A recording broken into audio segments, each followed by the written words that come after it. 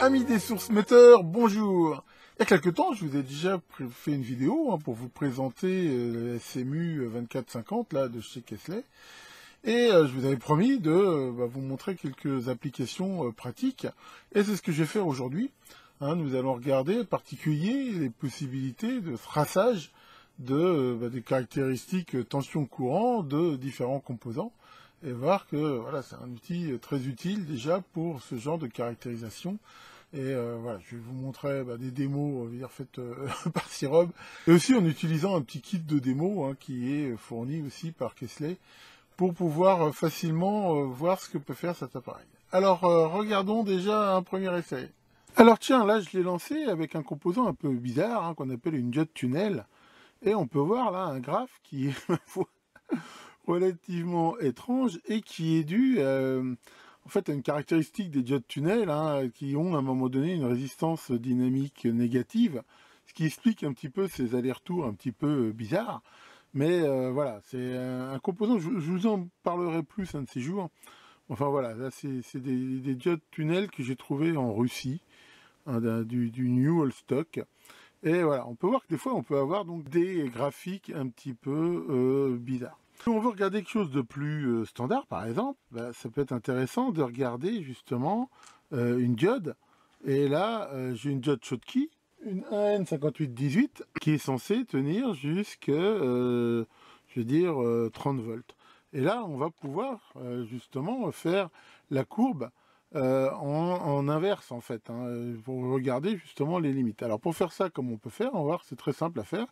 On peut choisir un balayage. Donc, en gros, je peux lui dire à combien je limite le courant. Alors là, comme je vais faire un truc en inverse, je vais le limiter à 100 microampères.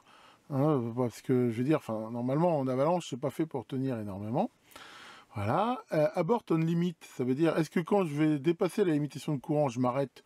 Là, je lui dis non. Et je vais lui dire de quelle tension je veux aller. Et je veux aller, par exemple, de moins 40 volts. Ah, donc là, bien sûr, je vais un peu trop. Donc de moins 40 volts à, c'est pas la peine d'aller trop en avant, je veux dire, à 2 volts, par exemple. Ok. Donc là, ça va me permettre de voir la courbe. Alors, je peux dire quelles sont les étapes ou le nombre de points. Par exemple, je vais lui dire, je veux 200 points. Voilà. Une fois que tout est fait, on va lui dire, génère-moi tout ce qui va bien. Là, je peux me mettre en mode vue.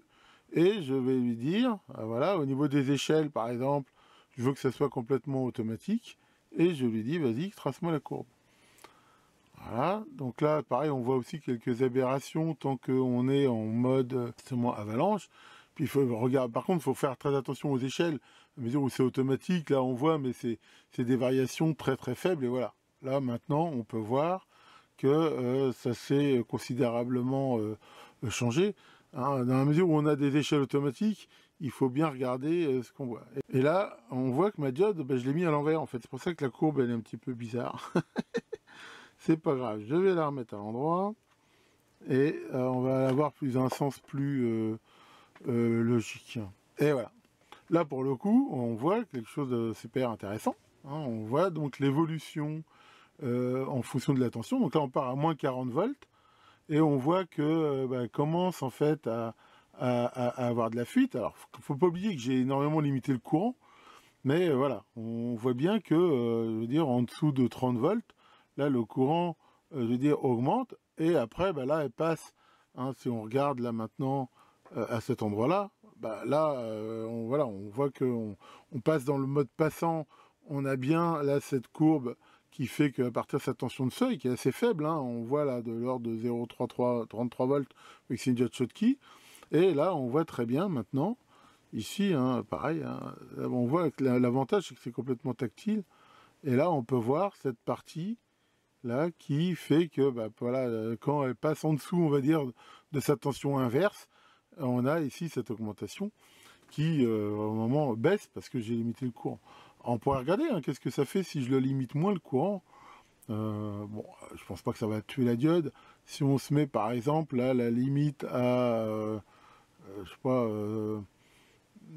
5000 ampères en inverse, peut-être être beaucoup. On va mettre, allez tiens, 2 milli, on va voir. De toute façon, si je tue la diode, je n'en mourrai pas. Et alors déjà, on peut voir un truc qui est assez intéressant, c'est que sur une diode Schottky, quand on dépasse en gros la tension inverse, la courbe est pas très marquée, contrairement à une diode Zener qui, elle, a généralement quelque chose de beaucoup plus raide, on va dire, à ce niveau-là. Et voilà. Voilà typiquement la courbe qu'on obtient, par exemple, pour une diode Zener, hein, la courbe très classique, et là, pour le coup, voilà, on voit que le coude est beaucoup plus marqué, que quand on atteint, je veux dire, la limite, par exemple, du diode Schottky. Voilà, hein, on peut le voir ici. Alors après, on peut bien sûr zoomer, c'est ça qui est intéressant. Voilà, et on voit là que à partir de moins 8,72, ça commence à être très marqué. Alors, en effet, voilà, c'est une Zener qui est marquée 9 volts 1, mais encore une fois, il faut toujours regarder, je veux dire, à quel courant c'est mesuré. Hein, voilà, là on voit que on n'arrive jamais en fait à cette tension. Après, il faudra regarder bien sûr le datasheet, hein, je vous renvoie à ma vidéo sur les Zener. En même temps, elle est peut-être pas super avec une super tolérance, mais enfin voilà. Donc là, on voit très bien que c'est très facile à utiliser pour caractériser n'importe quel semi-conducteur de façon très simple. Alors, Tektronix m'a aussi prêté une petite valisette qui contient un certain nombre de systèmes de démonstration qu'on peut regarder. Alors, c'est des cubes comme ça, qui permettent de faire différentes démos. Donc là, on va regarder une déjà, par exemple, avec une résistance de puissance. Donc on voit que c'est très simple à faire. Il suffit de mettre le cube comme ça. Et là, on peut voir product de démo. Et on voit, par exemple, voilà, résistor démo. Ok, donc là, qu'est-ce que ça fait? Eh ben, ça va mesurer, je veux dire, des mesures sur une résistance très faible, hein, une résistance de 20 milliohms. Et là, voilà, on peut voir, alors là, on peut voir que le graphique se fait en fonction du temps et permet de regarder justement différentes variations. Ce qu'il faut comprendre avec ce genre d'appareil, c'est que comme on le voit, il y a une très grande sensibilité, une très grande résolution. Alors des fois, ça peut des fois être un petit peu frustrant parce que justement, on se dit ah bah ça arrête pas de bouger et ainsi de suite. Mais je veux dire, c'est un peu le prix à payer de ce genre de truc. Hein. Il y a toujours du bruit, il y a toujours de l'instabilité. C'est pas gênant en soi. En gros, ça existe toujours cette instabilité, mais c'est vrai que si j'ai un appareil voilà, qui s'arrêterait avec une résolution là simplement du milliohm, eh ben, je la verrais pas et pour moi ça serait stable. Hein. De toute façon, sur cet appareil-là, comme sur le multimètre, on peut aussi, si on veut, gérer la résolution. Si justement, des fois, on ne veut pas voir tous ces chiffres finalement qui sont un petit peu perturbants. Mais là, ça permet de voir que dans le temps, la variation là est quand même très faible ici. Donc voilà, ça c'est déjà une première démonstration. Il y a aussi là des mesures qu'on peut voir sur des LED et on va pouvoir voir deux types de mesures. Donc là je mets le système de LED. Quand on est dans le système, là on a ce système reset qui permet de revenir, hein, c'est très simple, au réglage par défaut. Et là voilà, on peut voir que comment se fait la LED ici. Voilà, donc là on va pouvoir mesurer sur cette LED. Typiquement, bah, voilà, la courbe classique qui permet de voir son courant en fonction de la tension, ce qui permet de déterminer très facilement la courbe. Voilà, c'est quelque chose de, encore une fois, super classique, mais c'est généralement ce genre de choses que l'on veut mesurer sur des semi-conducteurs. Hein. Là, ça a l'air d'être toujours pareil, mais enfin voilà, ce qui est intéressant, c'est de voir qu'on peut le faire sur une très grande dynamique, une très grande précision. Et là, par exemple, alors, un autre test qui est intéressant, là, on peut voir, voilà, là, c'est justement des impulsions. Voilà. Et là, on voit que voilà, ça peut générer aussi des impulsions, et ce qui permet là de regarder des impulsions avec des courants et des tensions différentes, et de regarder un petit peu comment ça évolue. D'ailleurs, je ne sais pas si vous avez vu, hein, si je recommence là, voilà, on peut voir la LED au fur et à mesure que le courant augmente, qui clignote dans le cube, là, voilà, je ne sais pas si on voit, mais on la voit bien clignoter. Donc voilà, ça montre que ça peut faire aussi quelque part des tests un petit peu dynamiques, c'est façon de parler, mais voilà, ça peut quand même aller relativement vite et voir ce genre voilà, de réponse comme ça avec des impulsions. Alors ce qui est intéressant aussi avec des impulsions, c'est comme très souvent les LED on les consomme en impulsion, on peut aller à des courants pulsés qui sont plus forts que le courant qu'elle pourrait supporter en continu. Je vous ai déjà présenté ça dans différentes vidéos. Pour finir, nous allons voir une autre démo qui est donnée voilà, avec le système de démonstration qui permet de voir le cycle de charge et décharge ici d'une batterie, mais on pourrait l'utiliser pour plein d'autres choses. Alors, pour ça, au niveau des réglages, on fait linéaire dual. Un sweep type, ça veut dire que linéaire dual, il va faire d'abord dans un sens et dans l'autre. Et on va là le mettre en mode générateur de courant.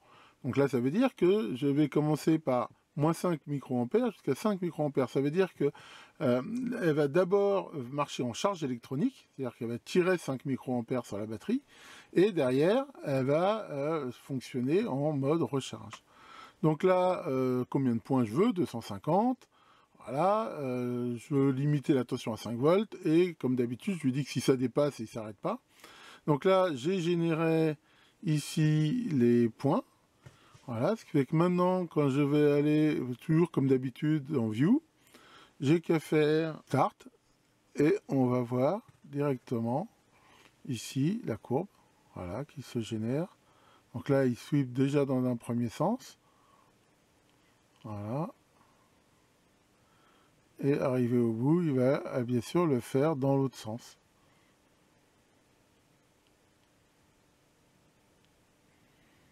Là, on peut voir qu'au fur et à mesure que le courant diminue de charge, la tension augmente. Et maintenant, dans l'autre sens, voilà, on voit le retour. Voilà, et là, il scanne dans l'autre sens. Donc, on voit bien là la possibilité avec cet appareil de voir le cycle, on va dire, de charge-décharge de façon très simple. Donc, voilà, ça c'est typiquement le genre de mesure que l'on peut faire aussi. Pour ces petites démonstrations pratiques, j'espère que ça vous aura intéressé.